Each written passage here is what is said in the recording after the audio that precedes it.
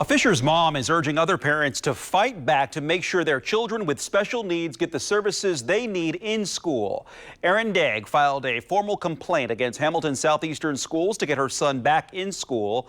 WRTV Investigates Kara Kenny explains what you can do and where you can go if you're concerned about your own child. You gonna do it? Oh no! Erin Dagg has been fighting to keep her son Dylan in person at New Britain Elementary. He's nonverbal and has quadriplegic cerebral palsy. Dylan receives occupational, physical, and speech therapy at school. But that all changed when Hamilton Southeastern schools started the school year virtually. The Daggs filed a formal complaint with the Indiana Department of Education, saying virtual learning is not adequate for their son. He can't attain to watching a screen like that. He doesn't have the cognitive capabilities. We first told you about their complaint back in August. The Daggs say they have since reached a resolution with HSE, and Dylan has been attending school in person and will continue in person even as the rest of the district remains all virtual through at least January 15th. It's been amazing to watch him.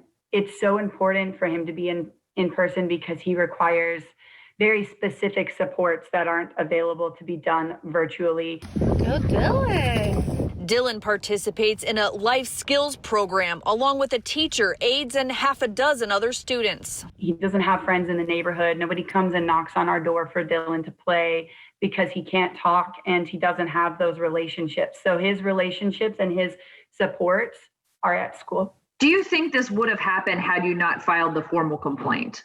Absolutely not. Erin's attorney, Tom Blessing, says school districts have to follow federal law, including the Individuals with Disabilities Education Act, even if the district goes all virtual. Well, I think it's great, and we appreciate the school working with us to get that case resolved, although it shouldn't have taken litigation to make that happen. But it did. Blessing says as COVID-19 surges, he's getting flooded with calls from parents. His advice: be wary if your child's school asks to make changes to the Individualized Education Plan, or IEP. They're actually asking parents to agree that their child's IEP ought to provide for virtual instruction.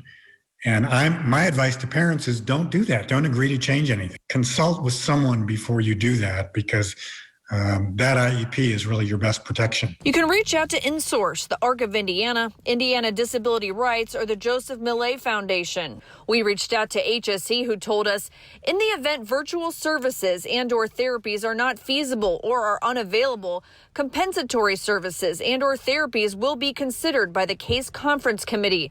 At times, in-person services have continued for students or have been implemented for periods of time based on students' individual needs.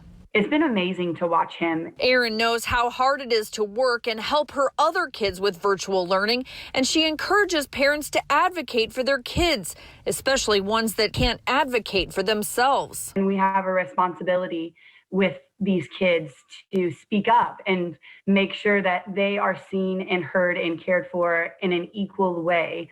Working for you, Kara Kenny, WRTV. HSE currently has about 200 students receiving in-person services. A spokesperson says they are implementing the same safety protocols used while all students were in person. You can read more of HSE's plan for exceptional learners and their operations plan. We've created a link in this story on the WRTV app and at WRTV.com.